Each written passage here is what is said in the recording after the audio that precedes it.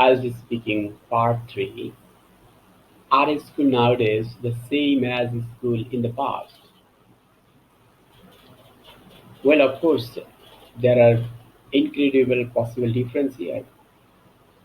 I suppose the most significant thing is nowadays schools are well equipped. They have a computer experiments, equipment, computer technology, lab, research lab. All the technology is available right now in school. So student can experiment so many things. They can learn about computing, they can learn experiment and technology. But back in the day, it was totally absent. In addition, today's school curriculum and content are so diverse and new. It's full of brand new technology.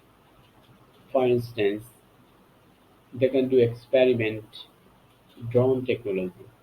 They have an ample opportunity to learn more about update technology. They can explore the world right now. So if we compare the past and present, it is huge difference because students are getting ample opportunity to learn more about technology in experimenting. It was absolutely impossible in those days.